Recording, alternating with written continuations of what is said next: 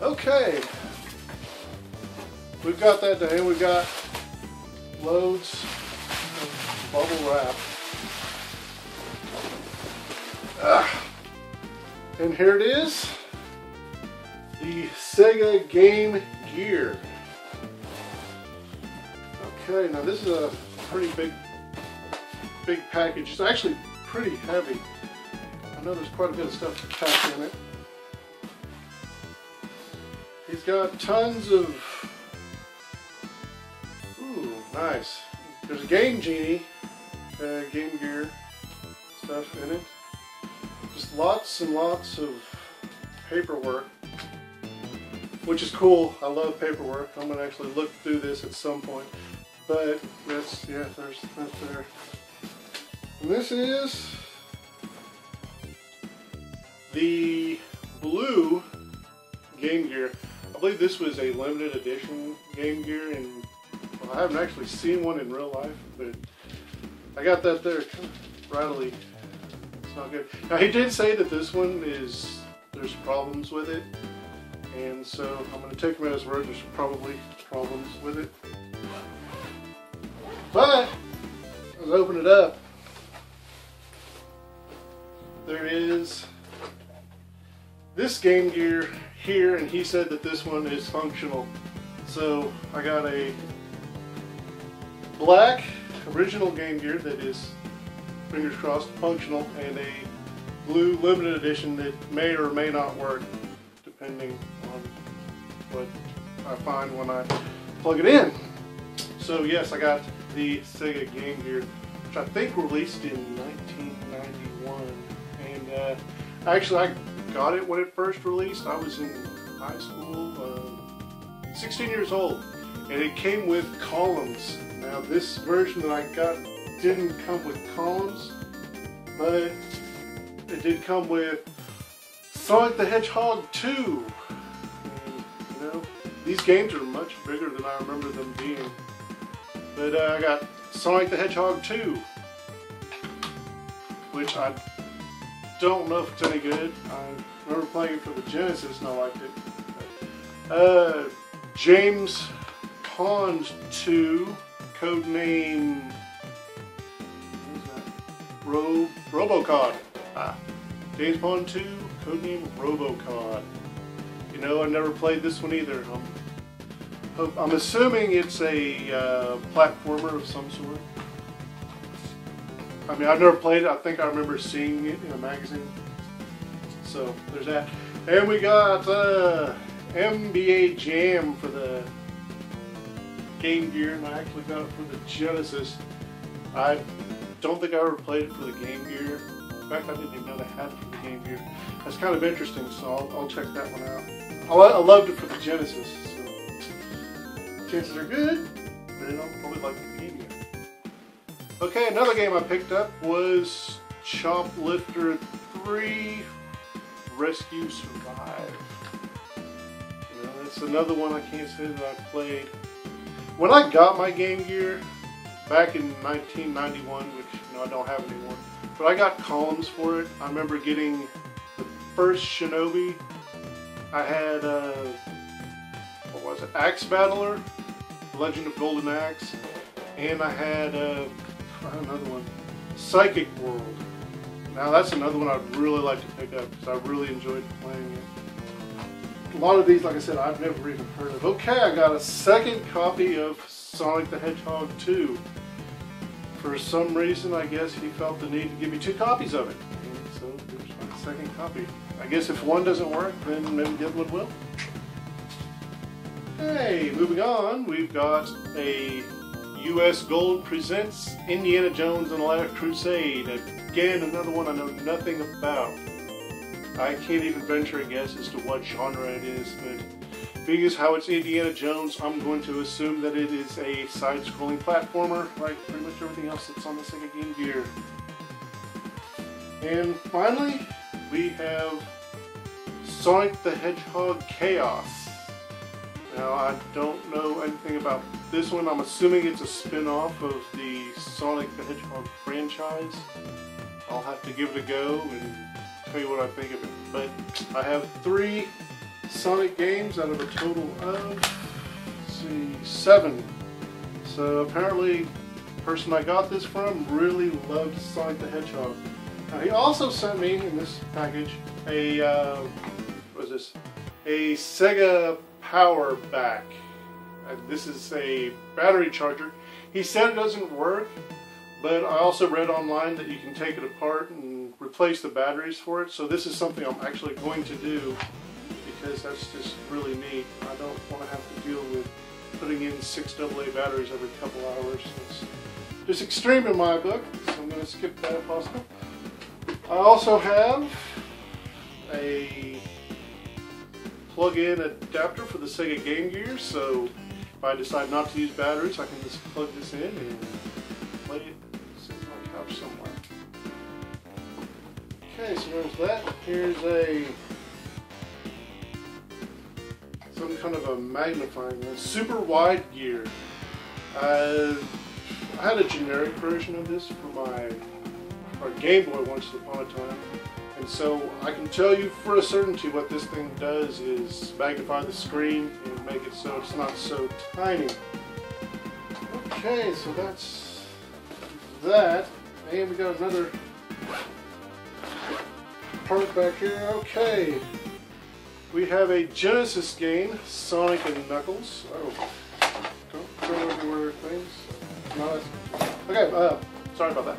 Sonic and Knuckles. This is currently a game where you can insert another game on top of that. To be honest, I really didn't do a lot of Sonic the Hedgehog. I played the first one and the second one, and I played Sonic Adventure, and I played Sonic Adventure 2, and that's really all I know about Sonic the Hedgehog. I'm going to have to look this up. It's kind of unique. I've never seen a Genesis cartridge do that before. So, yeah, that's included with my Sega Game Gear for some reason. Okay, moving on, I have the Codemasters Game Genie, which, you know, I guess comes with a little book of codes. That's convenient, I guess. You know, if I didn't have that, I would just look online and find it that way. But yeah, there's that. I don't know that I'll ever use it, but I got it. Now this here is, I guess, kind of a rare deal and really pointless nowadays because TV in the United States is now digital, not analog. But I have the Sega Game Gear TV tuner. It's currently missing the tip. But that's alright because I wouldn't be able to use it anyway. So yeah, it's got a UHF VHF switch on the top. You can apparently tune it there on the side there. And a plug right here for an external antenna. And so we've got a tent. And I guess that pretty much is it for the Sega Game Gear TV tuner. Which, you know, like I said, it's more of a collector's deal than a useful item nowadays. But I got it. I'm not going to complain. Okay, now this is what I'm really interested in. It's the Master Gear Converter. You take this, you put it in your Game Gear, and it allows you to play Sega Master System games. Now how cool is that? Seeing as how I have a pretty good collection of Master System games. And hey, you know, I have Miracle Warriors, so, you know, I can kind of show you. I guess this would just plug in. Maybe this way. This way. Plugs in like that, and you put it in your Game Gear, like so. And I guess once you put batteries in it or plug it to some kind of AC adapter, you turn it on and you play your Master System games. That's pretty cool. You know, I'm not going to complain about that. I'm pretty psyched to have it, actually. Okay, there's another strap and a cable, which I think lets you connect two Game Gears together to play simultaneously. Sega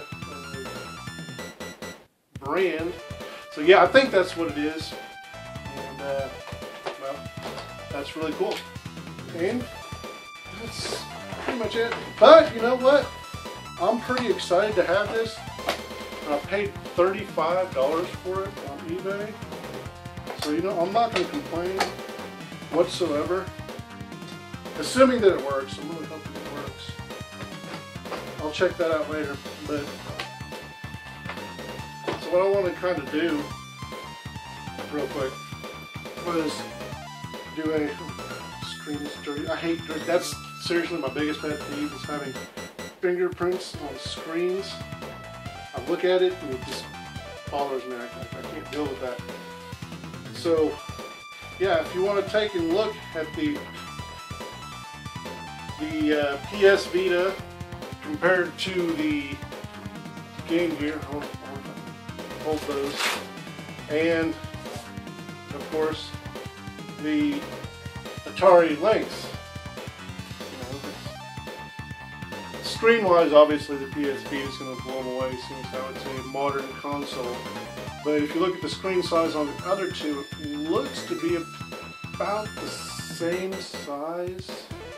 I'm guessing. I'm not quite sure about the size difference, but they look to be about the same. Thickness-wise, I think the Lynx may be just a little bit thicker. And game-wise, oh yeah, I was going to also mention, I did pick up combs. There was I forgot the name of the store, but it was online, and I found it for $2.99, so I was like, okay, I'll pick that up because it's really nostalgic for me. And this is another game I've always wanted. When I was little, I saw it in a magazine way back in 1991, EGM, and they showed, I don't know, it was a little paragraph on this game called Crystal Warriors, and it's kind of like Shining Force or say Final Fantasy Tactics, but it was for the Game Gear way back in the early 90s. And I've always wanted to get it. I never could find it, and when I saw it at the same place I picked up Columns for $4.99, I was like, yeah, I'm going to get that. I don't know if the battery works for it, but I imagine there's a way around that. You know, I can open it up, replace the battery, maybe. But yeah, I wanted to show a little video with me unboxing the Sega Game Gear. Like I said, I'm pretty excited to have it. And so now, to complete my collection of older systems, I would need to get the original Game Boy, which I looked at that, and you know, I can get it relatively cheap. But the hard one to get is going to be the Turbo Express, because it apparently is a little bit more expensive than anything else that I happen to have. I think I actually paid less for all these systems combined than it would be for, that's including the PS Vita, than it would cost to get the Turbo Express. So I might have to wait on that. But guys, thanks for tuning in, and I hope you enjoyed that little blurb of me unboxing. And I guess now I'm going to spend time probably cleaning some of this up. And then I'm going to plug in my Game Gear and enjoy it. And hope to see you guys soon.